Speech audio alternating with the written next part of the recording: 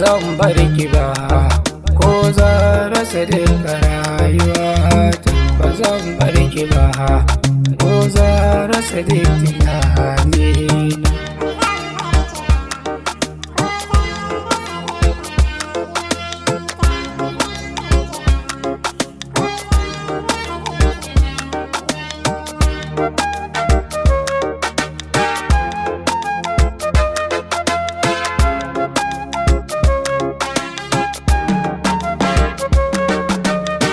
Allah masani ka kai so ka sanya a kirjina, a sanadinsa ne har so ya wuce tunanina.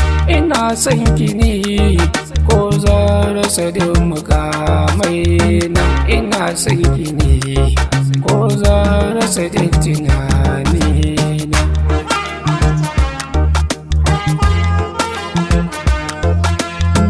Ba zan bar ki ba,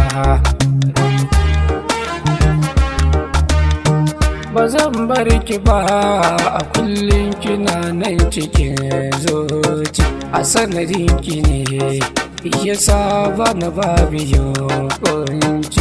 Maza ki agaza, so ne cike a nan a kirjina. Maza ki tausaya, kar dai na rasa duka rayuwana. Ba zan bar ki ba,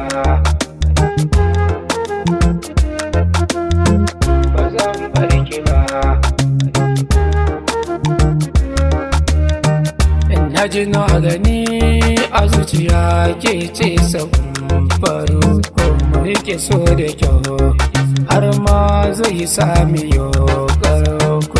Allah shi kaɗai a kullum nake yi wa roƙona. Ka sanya ni har kullum na cimma muradaina.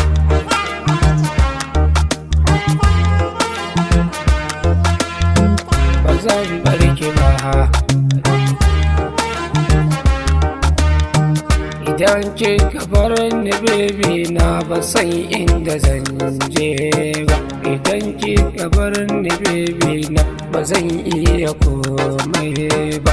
Idan kika bar ni raina zai ta min kona. Abin mana bida zuciya ke ban inda zan kwana. Ba zan bar ki ba, ba zan bar ki ba. Kice gani na ji na ki gano kalamai na. San ki ya da su a cikin zuciya mafarkai na. Nake na fari cikin dare har zuwa rana. Kuma ki ce da ni zan yi miki babu ja baya.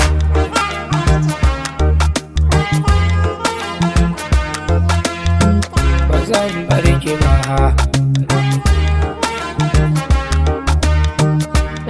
Saddam iske a nan zan miki ban kwana. So ya yi so shigare yake har tunani. Rako nake yi baby na ki dan bani dan dama, ta yadda shi so zai zama cikon duk muradaina. Ba zan bar ki ba, ko zan rasa duka rayuwata. Ba zan bar ki ba, ko zan rasa duk tunanina.